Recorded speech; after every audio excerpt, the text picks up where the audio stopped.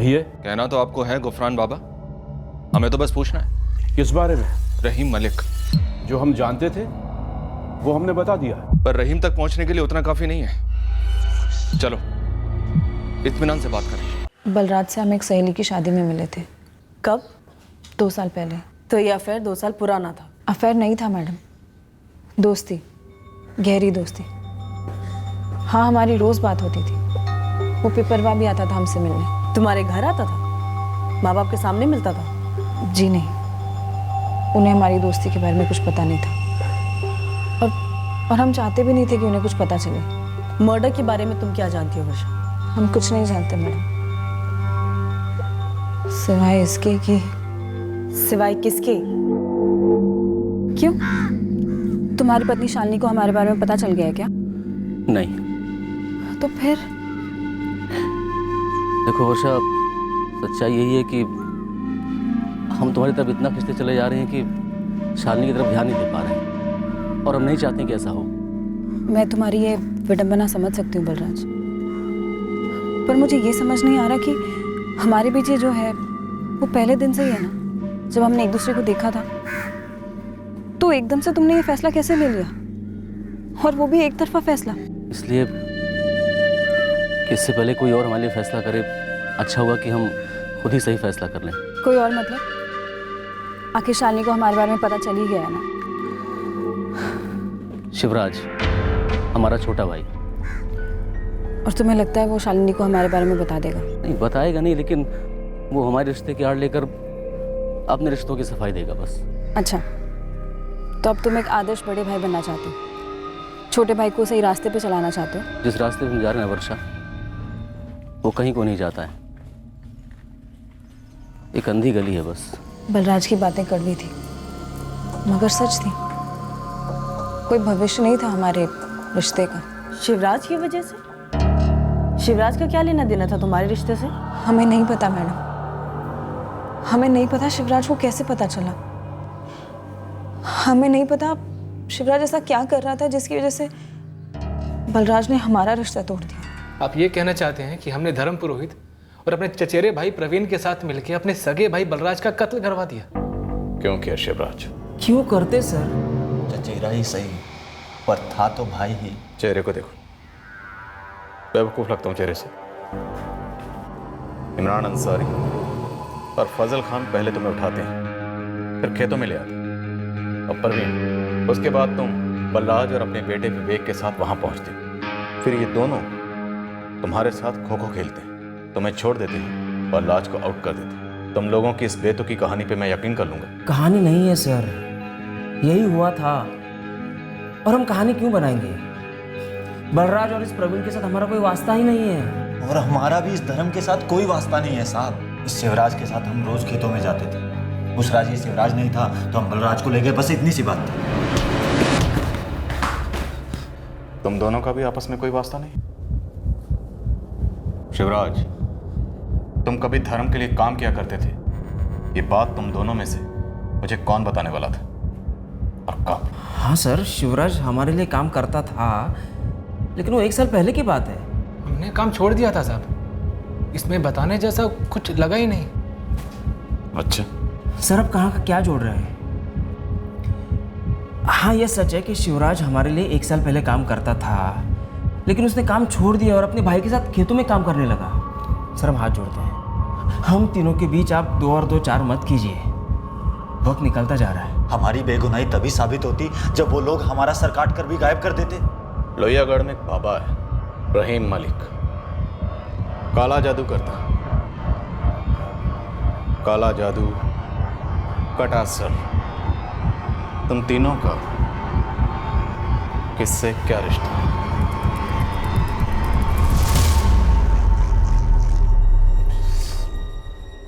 आप ये सब क्या कह रहे हैं? हमारी कुछ समझ में नहीं आ रहा है। लेकिन मेरी सब समझ में आ रहा है। तुम तीनों की ये तीसरे दर्जे की घटिया एक्टिंग देख के सब समझ में आ रहा है कि माजरा है क्या। काला जादू, नरबली, और तुम्हें और तुम्हारी भाभी को पहले से यह एहसास होना कि तुम्हारे भाई बलराज के साथ कुछ गलत होने वाला है। इस ड्रामेबाजी का राज क्या है? क्या छुपा रहे? साहब हम कुछ भी नहीं छुपा रहे हैं। हम तो ये सोच रहे हैं कि क्यों हमारे भाई को अपनी जान गंवानी पड़ गई। और ये किस काले जादू की बात कर रहे हैं आप?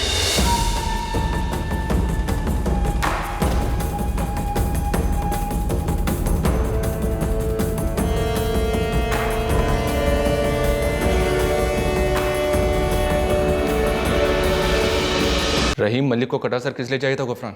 ये तो वही जाने साहब, काला जादू मैं नहीं करता। तो फिर रहीम कटे सर की फरमाइश लेकर तुम्हारे पास ही क्यों आया था? ये सवाल तो मैंने भी उससे किया था साहब।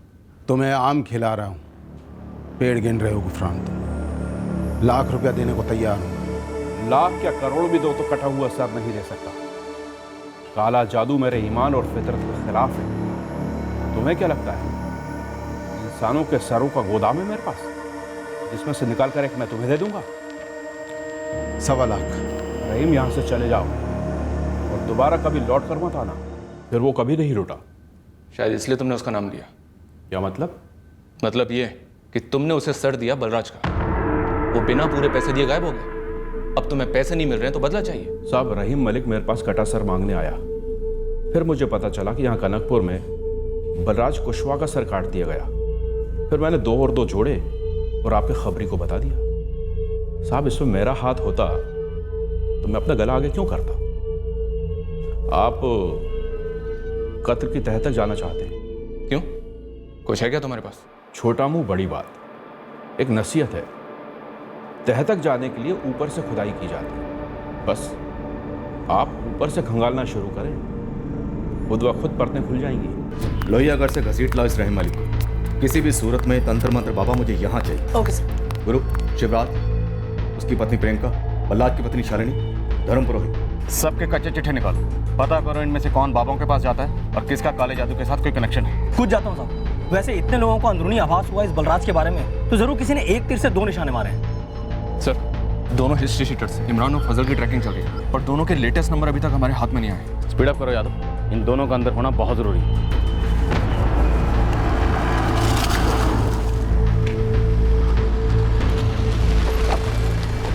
ये रहीम मलिक का घर तो मिल गया, पर ताला लगा हुआ है। कल कितने बजे निकला यहाँ से? कल शाम को ही बोरिया बिस्तर बांध के निकला है। पर जरा बताएंगे माजरा क्या है? ढूंढ रहे हम इस रहीम मलिक को। आपके पास कोई नंबर है इसका? हाँ, नंबर तो है। लिखित ऑर्डर में बैकडेटेड बनवा लूंगा। पायल, तुम ताला तोड़ दो। Okay sir. अजीत जी चाबी वाले बोले आप तुरंत। जी। मैडम, ये रहीम मलिक का नंबर है।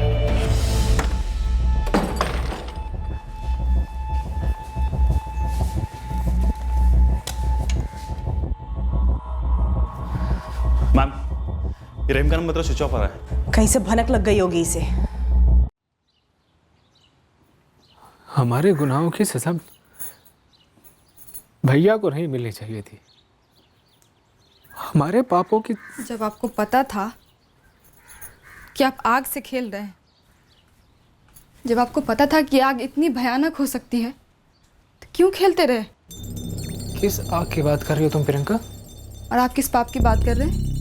तुम्हारी कुछ बात हुई थी बलराज भैया से? अब प्रियंका हमें बता के नहीं मालूम पड़ेगा कुछ,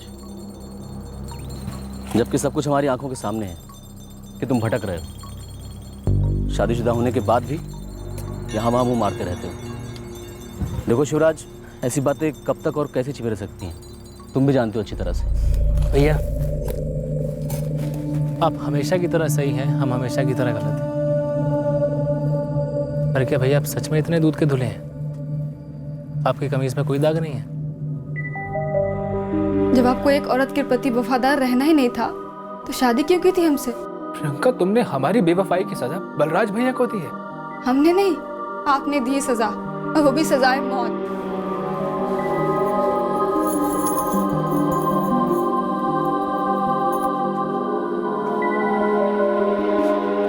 भाभी, भाभी उस रात भैया की जगह हमें जाना चाहिए था, तो आज ये दिन देखना नहीं पड़ता। तुम्हें तो पहले से दिख गया था ना कि तुम्हारी हरकतों के कारण तुम्हारे भैया के साथ कुछ गलत होने वाला है। फिर भी तुमने कुछ नहीं किया। अब रोने से क्या फायदा? तुम्हारे भैया वापस तो नहीं आने वाले ना।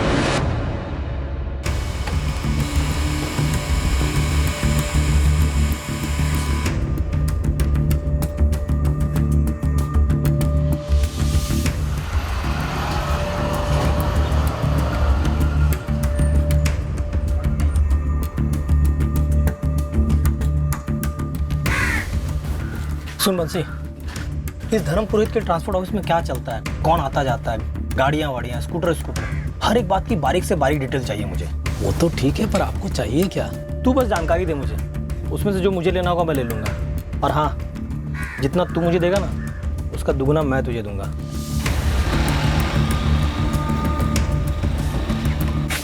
सलाम साहब, इमरान अंसारी और फजल खान के लेटेस्ट फ़ोन नंबर देने वालों को लेटेस्ट पता नहीं मालूम? साहब मालूम होता तो सबसे पहले वही पेश करता आपको, पर आपसे कुछ कहना था। कुछ ऐसा है जो छूट गया है या फिर जानबूझकर छुपाया गया है? क्या जावेद? साहब मुझे पता चला इस कांड में सिर्फ इमरान और फजल नहीं, 2 और हिस्ट्री शीटर भी शामिल है, लाला आलम और ताहिर शेख। मतलब उस रात 4 लोग थे?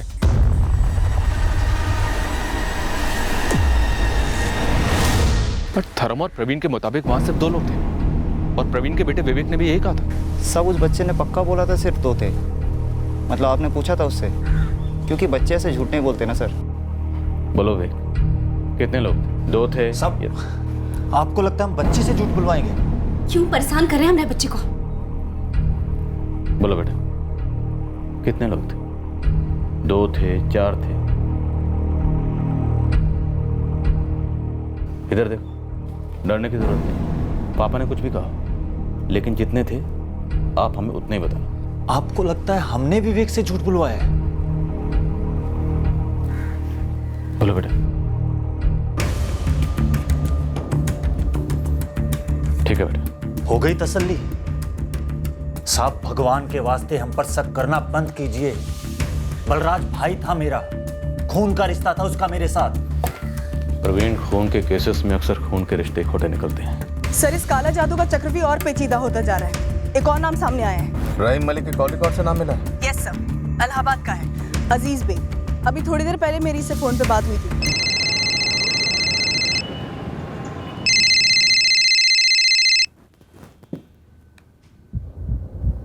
हाँ जी। अजीज बेग? जी हाँ, आप कौन बोल रहे हैं मोहतरमा? लोहियागढ़ के बाबा रहीम मलिक को कैसे जानते हैं आप? अपनी तारीफ तो बताइए। कनकपुर पुलिस। फोन नंबर चाहिए रहीम का? नहीं, वो चाहिए। आधा घंटा दीजिए, मैं पता करता हूँ। पिछले 3 हफ्ते से काफी बातें होती रही हैं आपकी रहीम से। कैसे, दोनों साथ में काम करते हैं? आधा घंटा दीजिए मैडम, मैं फोन करता हूँ आपको।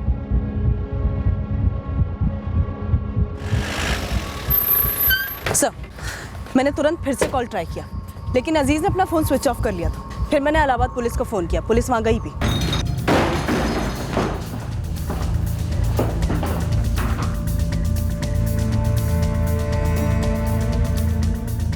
पड़ोसी बता रहे हैं 15 मिनट पहले उड़ गया। सर, इस अजीज बेग की रहीम मलिक के साथ जरूर कोई साठगांठ है। हमने नाकाबंदी लगा रखी है, पूरे इलाहाबाद में रेड अलर्ट का ऐलान कर दिया है। लेकिन पायल, मुझे आसपास से पता चला है ये अजीज काफी नामचीन बाबा है। हो सकता है इस खेल का वो बड़ा खिलाड़ी हो और रहीम महज एक प्यादा। सर, मैंने इस अजीज बाबा के कॉल रिकॉर्ड्स को टॉप प्रायोरिटी पे मंगाया। लगता है साजिश काफी फैली है। सर, ये है लाला आलम और ये है ताहिर शेख। ये दोनों कानपुर के छठे हुए बदमाश हैं।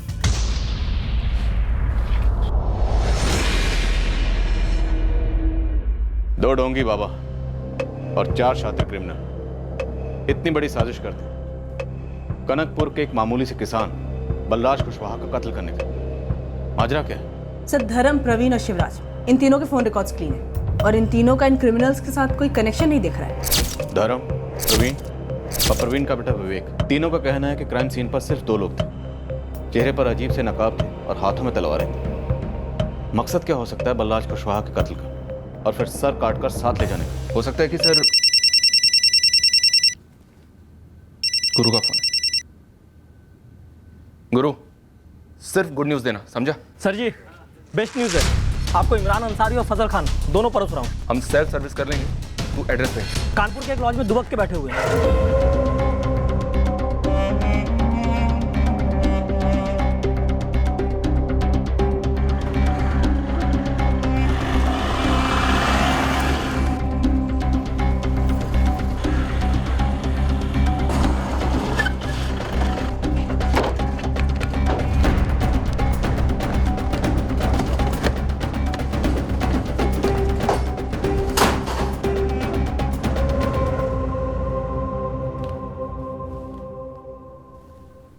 यादव, यहाँ लाने की क्या ज़रूरत थी?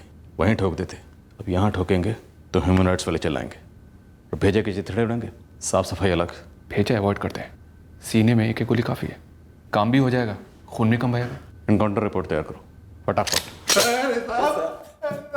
पीठ में ठोकूं? नहीं साहब नहीं।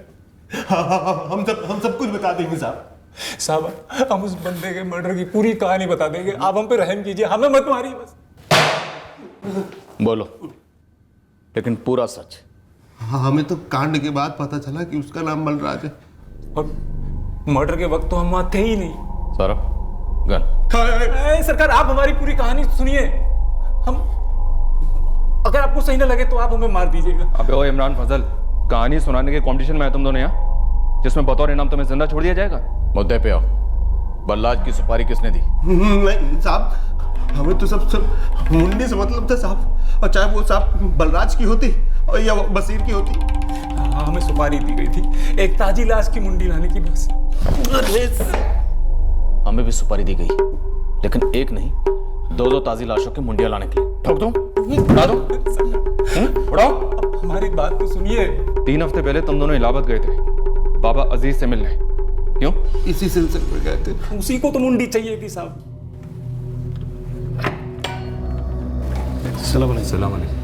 वालेकुम अस्सलाम। जवान आदमी होना चाहिए। है क्या आपकी नज़र में कोई खास? हम आपको पूरी बॉडी दे देंगे, जो जो चाहेंगे काट के निकाल लीजिए आप। नहीं नहीं, मुझे सिर्फ मुंडी चाहिए, धड़ से बिल्कुल अलग। और हाँ, अच्छे से साफ सफाई करवा के लाना।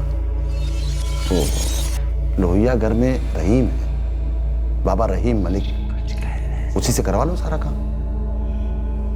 सुपारी 7 लाख रुपए की थी, हमने रहीम को 2 लाख रुपए का ऑफर दिया, वो मुंडी के लिए। अजीज बाबा पुराने चावल हैं, उस्ताद हैं हमारे। कब्र से खोद कर निकाली हुई लाश की मुंडी नहीं चलेगी। लेकिन पहचानेंगे कैसे? सोचना भी मत, 1 मील दूर से पहचान लेंगे। तुम्हारा तो कुछ नहीं होगा, उनके गुस्से की गाज हम पर गिरेगी। मतलब किसी का गेम बजा के उसकी मुंडी काटनी होगी? जाहिर सी बात है। नहीं, लेकिन किसकी गर्दन काटेंगे? कोई हो तो मारने जैसा? 2 दिन रुको, एक और बाबा हैं गुफरान बाबा, वो इस मामले में हमारी मदद करेंगे। तो अभी बात कर लो। कहा ना 2 दिन रुको। ऐसे कामों में जल्दबाजी ठीक नहीं, बनता काम बिगड़ सकता है। और रहीम को गुफरान ने भगा दिया और हम भी भागते रहे। काटने के लिए बकरा ढूंढते भागते रहे, और बलराज को सिर्फ मुंडी के लिए मार डाला। अरे नहीं साहब, हमने नहीं मारा उस आदमी को। वो ये फजल, उसको यहीं पिपरवा में वो अपना लाला आलम मिला, तब जाके साहब बात बनी। क्या बात बनी? इत्तेफाक से बात बनी सर। लाला आलम ने एक मर्डर की सुपारी उठाई थी और हम लोगों ने एक मुंडी ले आने की। बस एक तीर से 2 निशाने। क्या बात है लाला, मर्डर की सुपारी? सही जा रहे हो। निशाना कौन है? नाम वाम नहीं पता, दाम पता है और काम पता है। कनकपुर का है तो पार्टी पहचान बताएगी और हम पहचान मिटाएंगे। एक काम कर लाला, उस बंदे की मुंडी हमें दे दे। क्यों? अरे हमने तुमसे पूछा उस बंदे की सुपारी क्यों उठाई? वैसे हमें और ताहिर को उसकी मुंडी से कोई खास इश्क मोहब्बत नहीं है। मुंडी काट कर लाने के मोटे दाम लगेंगे। 25,000 में हाथ मिलाएं? अबे ओ फजल, इंसान की मुंडी काट कर लाने में खेत से मूली नहीं। साले 25,000 में बाल ना काटू किसी के में। चल 40 अब तो मिला ले। बड़ी जल्दी हाथ मिलाने की। सुन बेटा, लाख रुपए लूँगा। अरे यार तुझे सुपारी की मिल तो रहे अलग से। तुझे भी तो मिल रहे हैं मुंडी के। 45 बोला ना, लाख से 1 पैसा कम नहीं लूँगा। देख भाई, दोस्ती अपनी जगह और धंधा अपनी जगह, सोच ले। अरे सुन तो चल, तू भी क्या याद रखेगा लाला। दी 1 लाख तुझे, अब तो मिला ले हाथ। हमने किसी को खरोचा तक नहीं। वो लाला और उसका साथीदार ताहिर, इन दोनों ने मर्डर किया। हमने तो बस मुंडी ली। आ रहा है।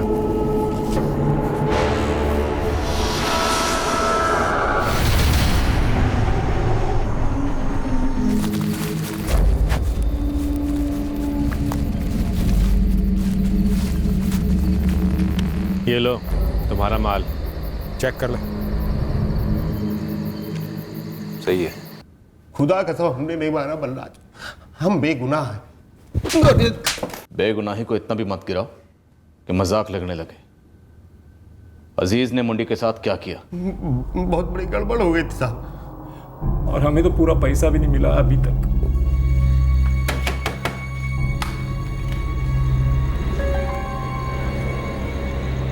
मिला?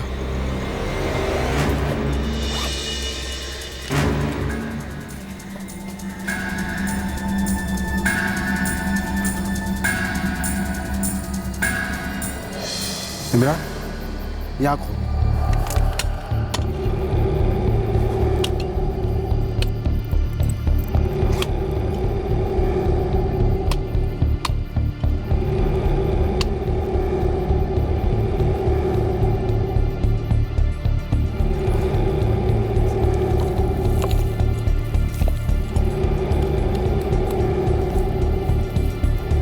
चार दिन में सूख जाएगा, उसके बाद काम शुरू करेंगे इस पर।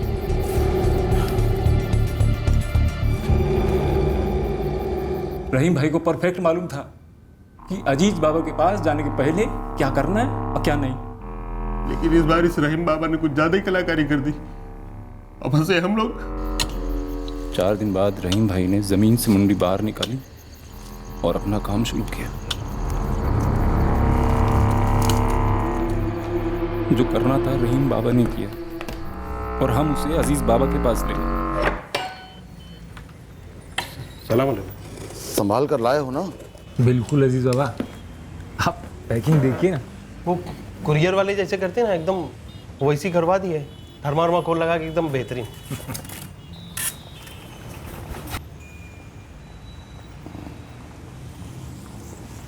ये खोपड़ी नहीं चलेगी। अरे ताजे ताजे आदमी पे अजीज बाबा, गर्दन काटते वक्त बंदा जिंदा था।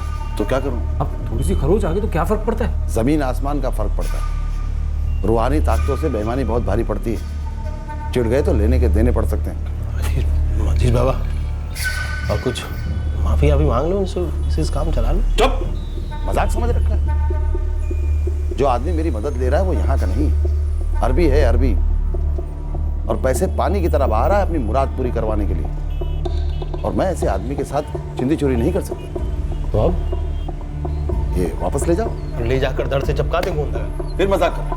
मजाक तो आप करो अजीज बाबा, पूरी जान जोखिम में डाल के काम करके लाए। अब बोल रहे हो वापस लौट जाओ। हैं ये कोई टॉर्च लूंगी और सीडी प्लेयर है क्या? अरे काम पूरा किया, पूरे पैसे लेंगे। शुक्र करो कि एडवांस वापस नहीं मांग रहा हूँ। ऐसा ना कहो अजीज बाबा, पूरी ईमानदारी पूरी शिद्दत से किया आपका काम। लेकिन ये तो मेरे किसी काम नहीं आया ना। तो अब क्या? नई मुंडी ला के? हाँ, मुंडी तो मुझे चाहिए, लेकिन ऐसी टूटी फूटी नहीं, एकदम चकाचक नई, बेदाग। अगर तुम ला सकते हो तो ठीक है, वरना और भी भूखे हैं जमाने। हमारी तो मतलब घटिया घड़ी हो गई साहब। 3 लाख एडवांस अजीज बाबा ने दिए, जिसमें से 1.5 तो रहीम भाई ले गए, और फिर लाला आलम और ताहिर 1 लाख वो ले गए। बचे 50,000 में 15,000 तो हमारी खर्चे थे। तो ये सुपारी तुम्हें किसी अरबी ने दी थी यहाँ कनकपुर में? नहीं साहब, हमारा काम सिर्फ कटा सर ला के देना था साहब। ये सुपारी किसने दी ये सब हमें नहीं पता साहब। लाला और ताहिर ने किसके लिए सुपारी उठाई थी? साहब ये बात आप उनसे पूछिए ना। कहाँ मिलेंगे लाला और ताहिर? दोनों कानपुर में ही है सर। नंबर और पता एक झटके में बता दो। साहब हम पे 302 मत ठोकिएगा साहब। साहब हमने उस बलाज को हाथ तक नहीं लगाया साहब। साहब हम बेगुनाह है साहब। ये जरा लाला और ताहिर मिल जाए, फिर तुम्हें फुर्सत से बताते हैं कौन से चार्जेस ठोकेंगे तुम पर। मैडम, शिवराज का चिट्ठा खुला है। इसके कई औरतों के साथ अफेयर्स रहे हैं। धर्म और प्रवीण की क्या खबर है?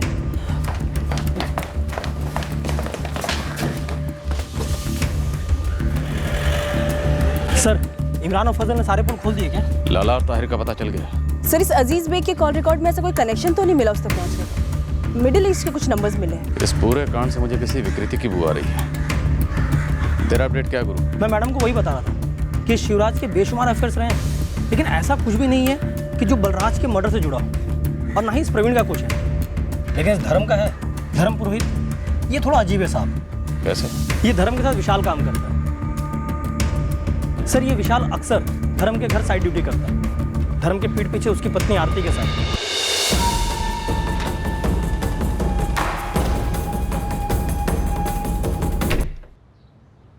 और धर्म को इस बात की भनक तक नहीं? नहीं, समझ में नहीं आ रहा साहब। इस विशाल का लगभग रोज का आना जाना है, तो क्या ये धर्म को पता नहीं होगा? एक मिनट सब, इमरान और फजल ने बोला था कि मर्डर लाला और ताहिर ने किया है। चलिए मान लेते हैं किया, नकाब पहना और काट दिया गला बलराज का। तो सब, इससे पहले तो उन्होंने धर्म को पकड़ के रखा था, फिर वो सारा गेम खेला, एक एक करके सबको पेड़ के पीछे लेके गए।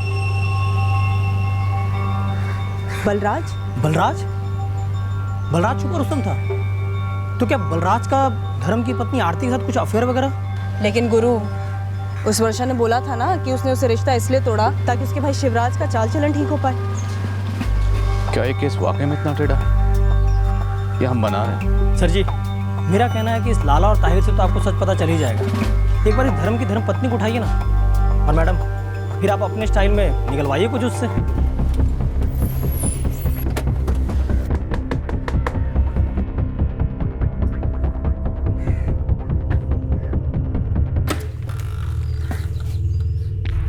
जी कहिए। जी चलिए, आपसे बात करनी है। वैसे मैं आपके कोई दोस्त तो हूँ नहीं कि आपके साथ गप्पे लड़ाने चलूं। दोस्ती तो हो जाएगी आरती पुरोहित, जैसे तुम्हारी दोस्ती हुई थी विशाल से। धर्म को पता है इस दोस्ती के बारे में? पता होगा, नहीं पता होगा, मैं नहीं जानती। देखिए मैडम, विशाल डरता है, मैं नहीं। आप जाके उसे डरे। ऐसी और किस किस से दोस्ती है तेरी? आपको क्या दिलचस्पी है मेरे दोस्तों में? आपको किसी ने लूटा क्या? आपका कुछ लगता तो नहीं, या फिर उनमें से किसी ने किसी को लूटा है? उनमें से किसी एक का कत्ल हुआ है। क्या कत्ल हुआ है? किसका? बलराज कुशवाहा का। बलराज कुशवाहा मेरा दोस्त? धर्म भैया, आरती भाभी को पुलिस उठा ले गई है। लगता है शक हो गया उन्हें। कैसा शक? हमें नहीं पता, वो बलराज कुशवाहा को लेकर कुछ है।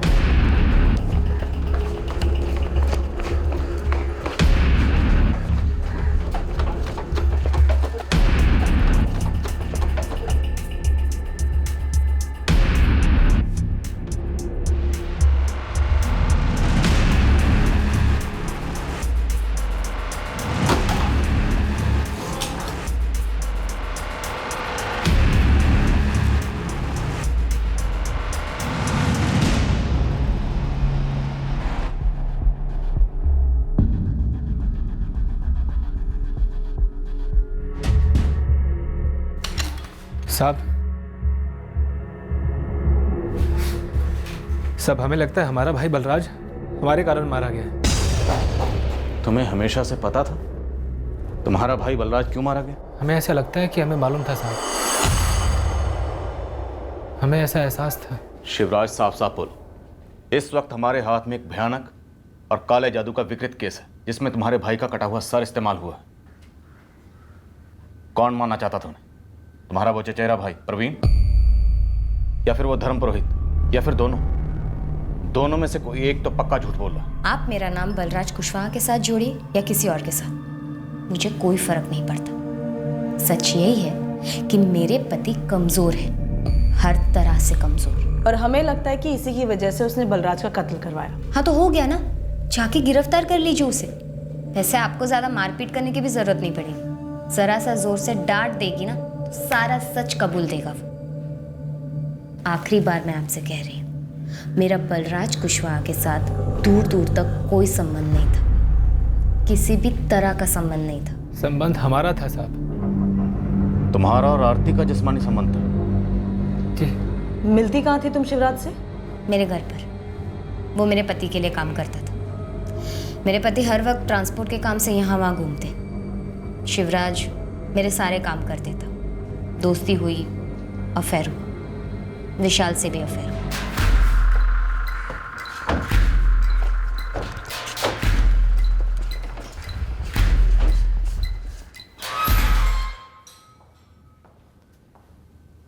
पेशेवर हो इतना तो जानती ही होगे कि लॉकअप में क्या क्या होता। सीधा बोलोगे या चाय नाश्ता लोगे? सीधा बोलेंगे। तो बोलो। सुपारी उस ट्रांसपोर्ट वाले धर्म पुरोहित ने दी थी। बलराज को मारने की?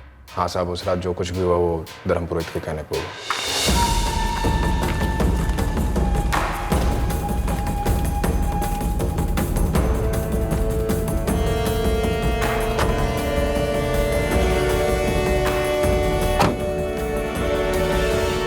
जोर से घसीटना हमें, ऐसा लगना चाहिए कि हमला हुआ है हम पर। बांधो। तो पेड़ के पीछे ले जाना वो सब नौटंकी थी, परवीन और उसके बेटे विवेक को बौखलाने के लिए। हाँ साहब, वो सब कुछ धर्म पुरोहित का सोचा हुआ था। वही बताने वाला था किसको मारना है। वो जो कहता गया हम करते गए। धर्म ने कहा कि बलराज को मारना है। जी साहब। वो जो मुच्छड़ है ना, मस्से वाला, फिर हमने मार डाला साहब उससे, और उसके मुंडे इमरान और फजल के हवाले कर दिए। साहब एक बात और है, एक गलती हुई थी हमसे। कैसी गलती? अब हम इस केस की तह तक पहुंच रहे थे, पर अभी भी बलराज कुशवाहा मर्डर केस में आखिरी ट्विस्ट बाकी था। विशाल, धर्म पुरोहित का मुलाजिम नहीं चाहता था कि उसके और आरती के जिस्मानी रिश्ते में कोई रोक आए, इसीलिए उसने धर्म को इतना बड़ा कदम लेने की तरफ धकेला।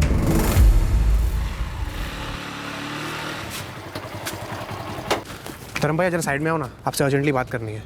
जल्दी बोल।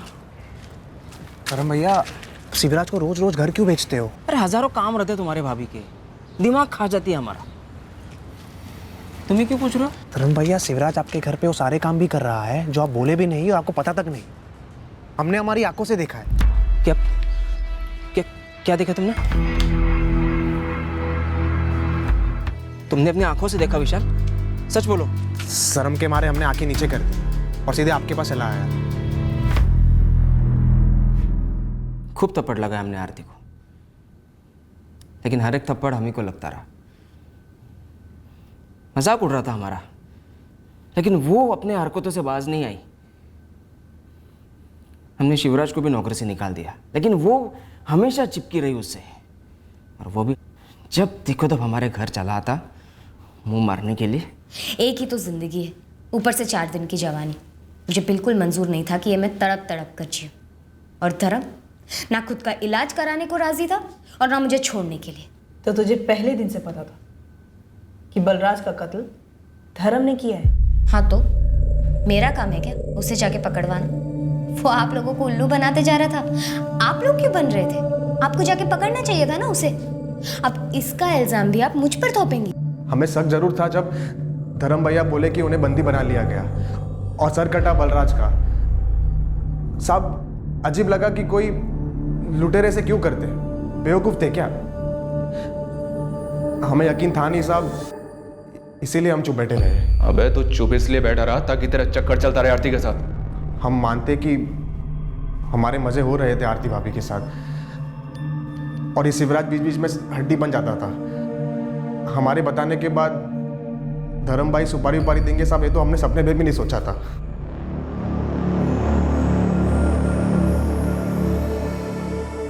भाभी, हमारा डर सही था। वो लोग हमें ही मारने आए। हमारी जगह वहाँ भैया थे, इसलिए भैया मारे गए। उस रात हमारा जी घबरा रहा था। हमें लग रहा था कि कुछ अनहोनी होने वाली है। एक गलती हुई थी हमसे। कैसी गलती? मालिक, जिस आदमी को हमने मारा था वो धर्म पुरोहित का असली निशाना नहीं था।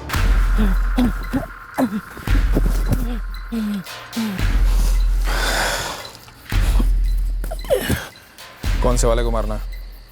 साली गड़बड़ हो गई। जिसे मारना था वो तो आज आया ही नहीं, रोज आता है। तो अब क्या? इनमें से किसी को नहीं मारना है। इस मजदूरी की पूरी कीमत लगेगी। फिर से एक्शन रिप्ले होगा। नया काम, नया चार्ज। पहले बता रहा हूँ, सोच ले। काम कर। वो जो मुच्छड़ है ना, मस्से वाला, जिसके छोटे बाल हैं, उसे खत्म कर दे। शिवराज नहीं तो बलराज? हमें शिवराज को मारना था, लेकिन फिर ख्याल आया अगर बलराज को मार देंगे तो शिवराज को ठेस पहुंचेगी, जिंदगी भर का दर्द मिलेगा, पछतावा होगा कि दूसरों की बीवियों के साथ चक्कर नहीं चलाते। चक्कर तो विशाल का भी चला तुम्हारी बीवी के साथ। उसकी भी सुपारी दी है? उसे तो हमें अपने हाथों से पहले मार देना चाहिए था। वही तो सारे फसाद की जड़ है। कान भर दिया हमारे, दिमाग खराब कर दिया, जिससे कि उसका अपना फायदा होता रहे। और तुम तो दूध पीते बच्चे हो। और एक बात बता दो, ताली दोनों हाथों से बजती है। आरती तो जड़ है। अगर उस बेशरम को हम पहले मार देते तो ये सब कुछ होता ही नहीं।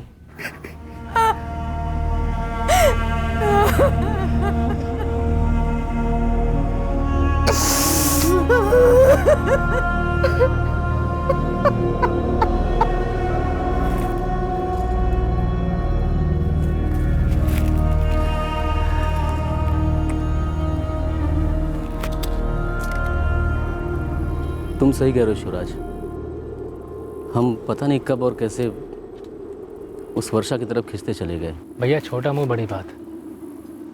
औरतों की तरफ खिंचाव ना पागल घोड़े की तरह होता है।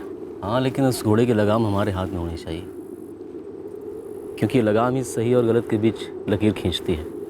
ये तुम्हारा और आरती का जो कुछ भी चल रहा है ना, हम अच्छी तरह से जानते हैं। और ये भी जानते हैं कि धर्म ने तुमको नौकरी से क्यों निकाला। और ये भी जानते हैं कि नौकरी से निकाले जाने के बाद भी हर दूसरी दोपहर तुम उसके घर क्यों जाते थे। ये धर्म जब भी हमसे मिलता है ना, हमसे निगाह नहीं मिला पाता है। पता है क्यों? क्योंकि उसे शर्म आती है अपनी पत्नी पर। लेकिन हम भी निगाह नहीं मिला पाते हैं, क्योंकि हम शर्मिंदा हो जाते हैं तुम्हारी इन हरकतों की वजह से। बहुत आक्रोश है उसके अंदर, मैंने देखा है उसकी आंखों में। वो जब भी हमसे मिलता है तो बहुत कुछ कहने की कोशिश करता है। इसलिए हम तुमसे कह रहे हैं, उसके दर्द को आजमाना बंद करो, वरना एक दिन हम सब पे बहुत भारी पड़ेगा। इस हत्याकांड के खुलासे के 2 हफ्ते बाद हमारे हाथ रहीम मलिक लगा। अरे साहब, हमारे हाथ तो सिर्फ कटा हुआ सिर लगा था।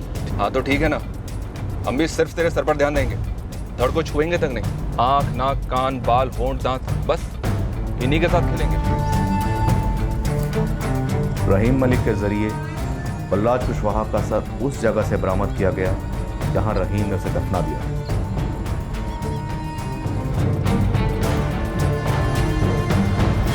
अजीज बेग को हम हर जगह ढूंढ रहे हैं, और वो इतना शातिर था कि कनकपुर में ही आकर छिप गया था, ऐसी जगह जहां उसे सबसे कम तमाशा लगा। और कितने कत्ल करवा चुका है इन मुंडियों के लिए। कराए होते तो आप छोड़ते मुझे? जेल में होता ना इस वक्त। आप जाएगा जेल, पहले जेल फिर फांसी। फांसी तो कत्ल के लिए दी जाती है सरकार, और मुझे तो सिर्फ मुंडी चाहिए थी। मैंने किसी से नहीं कहा कि वो जाके किसी का मर्डर करे। मैं तो उस आदमी को जानता तक नहीं। कौन है जिसके लिए तुझे ये सिर चाहिए था? किसके लिए ये सब कर रहा तुम? है एक बदनसीब जिसके पास दौलत बेशुमार है, लेकिन सबसे बड़ी दौलत नहीं है, वक्त की दौलत। बेचारा कैंसर के आखिरी पड़ाव पर है, दिन रात जिंदगी के लिए दुआएं मांगता रहता। मैं तो बस उसकी दुआओं में इजाफा कर रहा था। एक जवान बेकसूर आदमी का कत्ल करके, उसका सर काले जादू में इस्तेमाल करके। मैंने किसी से नहीं कहा कि किसी का कत्ल करे।